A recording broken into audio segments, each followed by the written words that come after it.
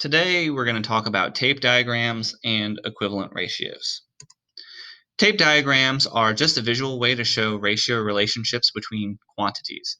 That sounds complicated, but when we look at a tape diagram, I think it'll make a little bit more sense. In our example, we've got cats and dogs. Now, on each one of those lines, which we would call the tape diagram, it's split into boxes. And each one of those boxes we count as a number. So we've got 4 cats and we've got 5 dogs because we have 4 boxes for cats and 5 boxes for dogs. If I wanted to make a ratio of dogs to cats, I just count the boxes in each and write them in the right order. So 5 dogs to 4 cats. Nothing different. Instead of using just numbers, we're looking at boxes as a diagram. Now, the next is equivalent ratios. So when two ratios have the same value, we call those ratios equivalent ratios. And to determine if they have the same value, we can either multiply or divide both numbers by the same number.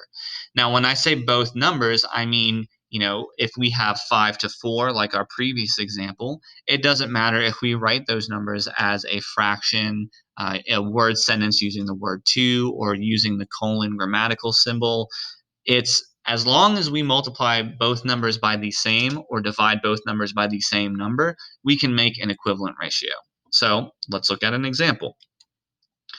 If we've got the ratio 3 to 2, so the number of stars to circles, and we want to do an equivalent ratio. So we're going to multiply both the top and the bottom numbers by 2. So I would say 3 times 2, and I would say 2 times 2. So you can see we're multiplying both by 2. And we get 6 to 4. So this is the equivalent ratio. 6 to 4 is the equivalent ratio to 3 to 2. And if we want to see that as a picture, this is what it would look like. So let's look at an example. If we want to simplify the ratios, simplify is code for you got to do some dividing. And in this case, I want my numbers to be as low as they possibly can go.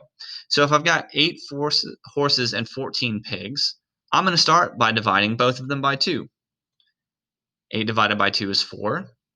14 divided by 2 is 7. 4 horses and 7 pigs. That's as low as I can get.